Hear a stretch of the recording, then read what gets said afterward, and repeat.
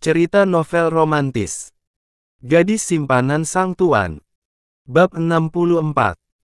Mulai dewasa. Oke guys, sepakat ya. Hari demi hari berlalu, minggu, bulan bahkan tahun, dan sekarang tidak terasa, 28 tahun telah berlalu, bayi tampan dengan nama Arsaka Dastan Antarakna, kini sudah berubah menjadi sosok lelaki dewasa yang sangat tampan. Kini dia menjadi kakak tertua di keluarga itu, untuk keempat adiknya. Dia juga sudah menggantikan posisi sang ayah sejak 2 tahun lalu, menjadi CEO di Antarakna Group. Pimpinan tertinggi di perusahaan besar tersebut. Perusahaan yang semakin berkembang pesat, hingga merambah ke negeri seberang, di Singapura, Saka sudah berhasil membangun anak cabang Antarakna Group. Kepribadian yang diturunkan ayahnya benar-benar melekat pada lelaki itu. Sifat dingin, tatapan tajam, tetapi hal itu justru membuat dia hingga kini belum juga mendapat gandengan. Hatinya tak pernah tersentuh. Tampan dan juga mapan, sudah tidak diragukan, bahkan sejak lahir dia sudah menjadi sosok baby sultan. Tetapi entah apa yang dia tunggu, hingga dia masih betah untuk sendiri, bahkan tak pernah sekalipun memiliki kekasih.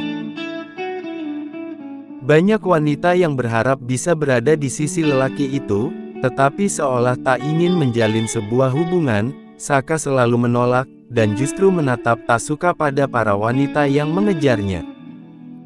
Risih katanya. Dan hal itu membuat Cila khawatir dengan nasib putranya. Pasalnya sudah selama ini sang putra belum pernah membawa seorang wanita pun ke rumah. Apalagi usia Saka sudah terbilang cukup untuk menikah. Apa jangan-jangan putra kita belok ya, Kak? Tanya Cila tiba-tiba pada Albert yang kini tengah bersantai di ruang keluarga. Lelaki parubaya itu sedang memijit kaki istrinya. Melakukan relaksasi. Namun, karena mendengar ucapan Cila, tangannya berhenti bergerak. "Hani, kau ini bicara apa? Mana ada bibitku belok-belok?" Cila menghela nafas panjang, lalu menurunkan kakinya dari atas pahe Albert. Dia menggeser dirinya ke arah lelaki itu, dan satu tangannya menangkuk satu sisi wajah suaminya. "Aku hanya khawatir, sayang. Karena sampai saat ini Saka belum pernah membawa satu orang wanita pun ke rumah, bukankah itu aneh? Lain dengan Gatan, dia justru setiap hari gonta-ganti terus." Jelas Cila panjang lebar. Putra pertamanya itu memang paling berbeda, dia jauh lebih pendiam daripada yang lain. Keempat adiknya bahkan terkesan barbar, dan banyak bicara.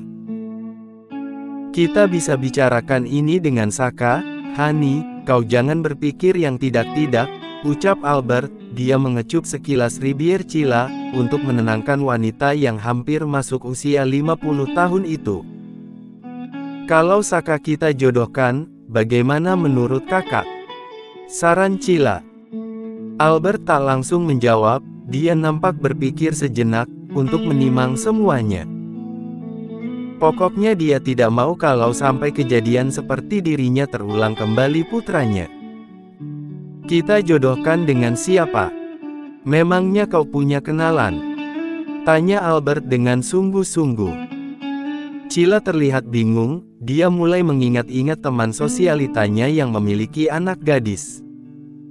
Atau sekiranya teman masa sekolahnya yang masih akrab dengannya. Adakah di antara mereka yang sekiranya cocok untuk Saka? Bagaimana dengan Raisa? Cetus Cila sambil tersenyum, bahkan matanya berbinar saat mengatakan itu. Berharap Albert setuju. Raisa, putri sulungnya Satria. Albert mengulang nama itu, nama anak gadis sahabatnya. Cila mengangguk sambil mengulum senyum. "Iya, Kak. Bukankah dia anak yang baik dan cantik? Apalagi kita kan kenal baik sama Bang Sat, dan Kak Diana. Sepertinya Raisa cocok dengan Saka." Albert manggut-manggut membenarkan ucapan istrinya. Baiklah, nanti aku tanya Satria dulu, putrinya itu sudah memiliki kekasih atau belum, kalau memang belum kita bisa bicarakan ini dengan Saka. Tapi kalau dia tidak mau, aku tidak mau memaksa, Hani. Aku akan memberikan pilihan untuknya. Ah, terima kasih sayang. Dedi memang terbaik. Cila langsung mendekap suaminya erat. Kalau begitu kecup dulu dong dedinya. Albert mengetuk pipinya, dan secepat kilat Cila mengecup pipi lelaki brewok itu. Namun, takkan ada kata cukup untuk lelaki ini, tengkuk itu dia raih, dan ribier itu dia rampas dengan beringas. Nyatanya, semakin tua lelaki itu malah semakin bersemangat.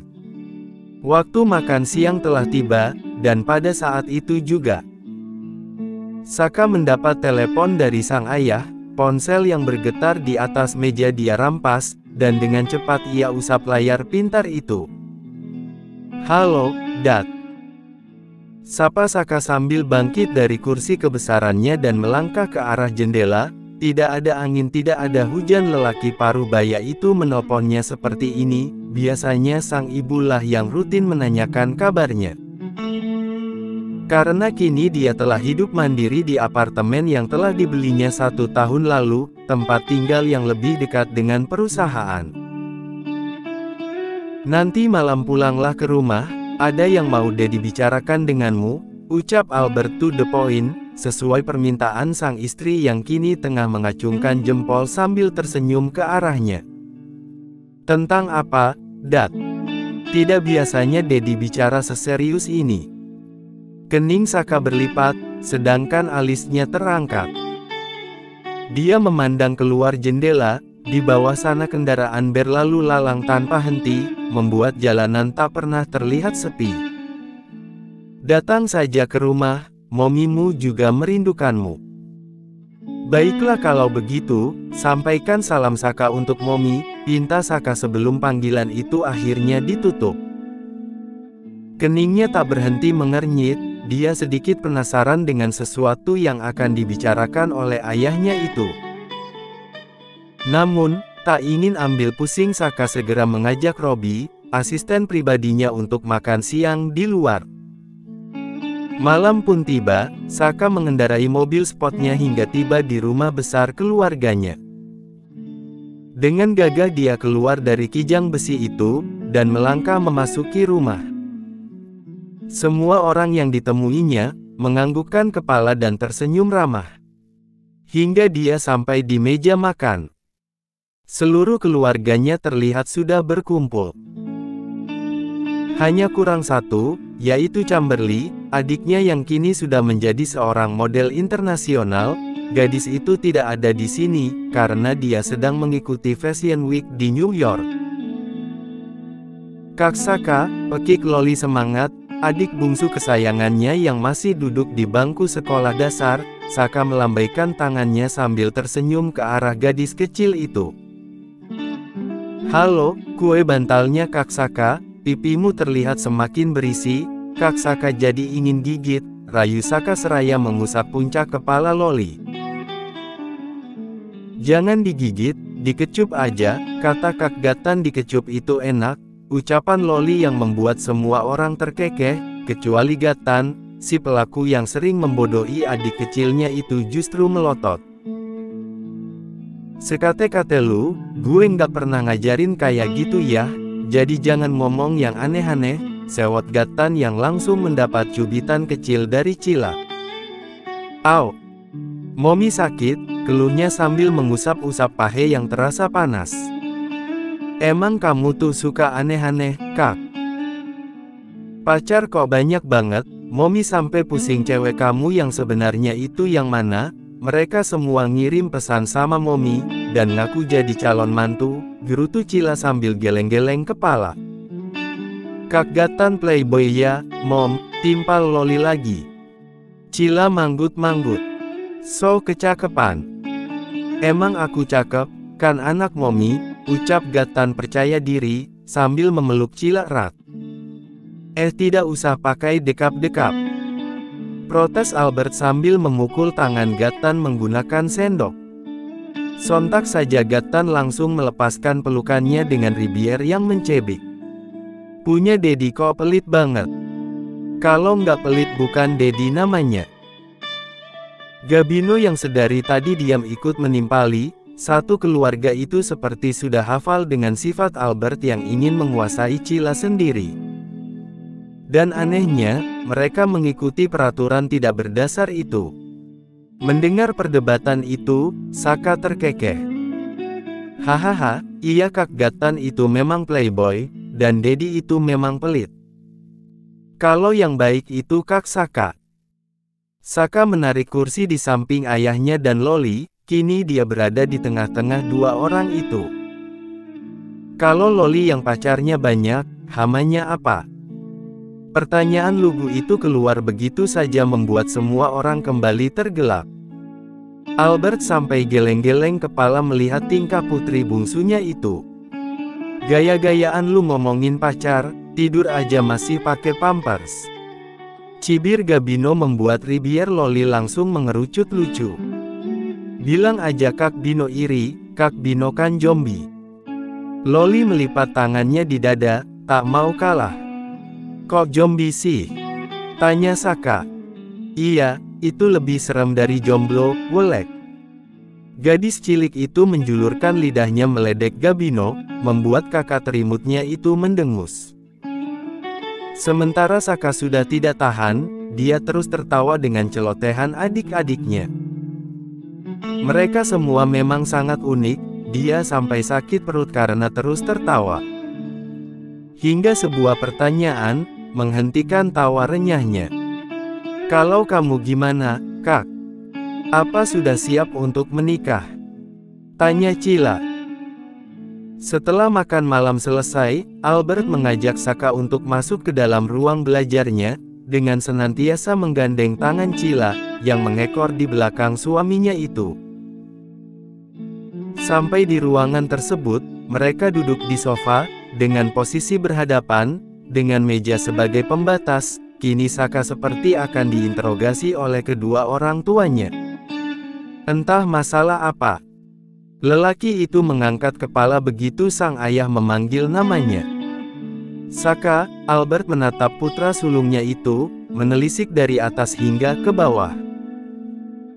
Saka memang tumbuh dengan sangat baik. Bayi hiunya kini sudah menjadi sosok dewasa yang begitu gagah. Albert sedikit menarik sudut Ribiernya, mengingat masa kecil Saka. Baby hiuku, bibit tangguhku. Gumamnya dalam hati. Ada apa, Dad? Kenapa sepertinya pembicaraan kali ini serius sekali? Tanya Saka dengan mengangkat satu alisnya, dia menatap Albert dan Cila bergantian. Albert menarik nafas dalam-dalam, lalu membuangnya secara perlahan. Dia masih sangat ingat saat dirinya dipaksa untuk menikah dengan jalur dijodohkan, hal itu sangat tidak menyenangkan. Sebenarnya dia tidak mau hal ini terjadi juga pada Saka, tetapi situasi sepertinya mendukung agar dia melakukannya. Saka, Mommy dan Dedi sebelumnya sudah membicarakan hal ini. Dan pertanyaan Mommy saat di meja makan itu bukan pertanyaan konyol, kami memang ingin tahu apa kau sudah memiliki seorang kekasih dan siap untuk menikah. Tanya Albert dengan sungguh-sungguh. Ingin tahu kebenarannya, kalau memang sudah bukankah itu hal yang bagus. Dia tidak perlu repot-repot menjodohkan Saka. Mendengar itu, kening Saka makin mengerut. Saka belum memilikinya. Dan Saka juga belum berpikir untuk menikah. Jawab Saka apa adanya, dia membuang muka mengalihkan pandangan. Entah apa yang membuatnya betah sendiri. Hanya dia yang tahu. Albert memandang ke arah Cila, meminta pendapat dengan sorot matanya, dan wanita itu hanya mengangguk. Saka, usiamu itu sudah pantas untuk menikah. Dan sampai sekarang kau belum juga memiliki kekasih, mau sampai kapan? Dad, bisakah kita ganti saja topik pembicaraannya? Cetus Saka tak suka, dia merasa bosan jika yang dibahas adalah masalah wanita. Saka, ini demi masa depanmu. Kalau kau memang tidak bisa mencarinya sendiri, Dedi dan Momi berniat menjodohkanmu. Dedi pastikan dia adalah perempuan baik-baik, dan dari keluarga yang baik pula, tegas Dedi Albert, ingin sekali saja menyinggung soal pernikahan pada putranya. Karena selama ini, yang dia tahu Saka hanya sibuk bekerja, dan bekerja. Kau itu sudah mapan, tampan, tapi sayang senjatamu belum bisa digunakan. Cibir Albert. Cih, bisa-bisanya Dedi bicara seperti itu di saat seperti ini. Batin Saka merutuk. Sayang, ayolah. Setidaknya kamu coba dulu. Wanita beranak 5 itu mencoba untuk memberi saran. Saka mendesah kecil. Memangnya wanita mana yang Momi dan Dedi jodohkan dengan Saka? Raisa, anaknya Uncule Satria. Kamu ingatkan dengan gadis cantik itu. Ujar Cila dengan matanya yang berbinar, lain dengan Saka yang langsung menggelengkan kepala. Tidak suka. Saka tidak mau. Tolaknya mentah-mentah dengan tangan yang melipat di depan dada. Loh, kenapa? Raisa itu cantik dan baik, sayang. Momi bilang coba dulu, kita tidak akan memaksamu jika nantinya kamu memang tidak mau. Jelas Cila, dan langsung mendapat anggukan dari Albert. Tidak ada salahnya untuk mencoba, Saka. Siapa tahu dia memang jodohmu, memangnya kau mau jadi perjaka tua? Ucapan Albert mampu membuat Saka mendelik. Sementara perutnya langsung mendapat cubitan dari sang istri. Au! Sakit, sayang. Kenapa kau mencubitku? Keluh Albert. Jaga bicaramu, Kak. Kata-kata itu adalah doa, cerocos Cila menggebu, dan Albert langsung menarik kembali ucapannya. Sebelum wanita di sampingnya marah-marah. Kemudian mereka kembali fokus membicarakan tentang masa depan Saka, tetapi selama itu, Saka belum setuju tentang perjodohannya dengan Raisa, bahkan dia terus menolak saat sang ibu terus membujuknya untuk memperkenalkan diri terlebih dahulu. Seperti kata pepatah, tak kenal maka tak sayang. Tapi Saka memang seperti Albert, si kepala batu. Dengan keras dia tetap menolak. Kalau memang Dedi dan Momi mau menjodohkan Saka, Saka terima. Asalkan dengan satu syarat, ucap Saka serius, menatap ayah dan ibunya bergantian dengan tatapan tak main-main. Syarat apa, sayang? Kamu mau apa? Tanya Cila yang sangat berantusias. Dia mau menuruti syarat itu asalkan Saka mau dijodohkan. Saka mau dijodohkan, asalkan dengan Baby Amara, tegasnya. Albert dan Cila saling memandang. Hah, Baby Amara? Kompak keduanya mengulang nama yang disebutkan Saka. Lanjut ke bab 65.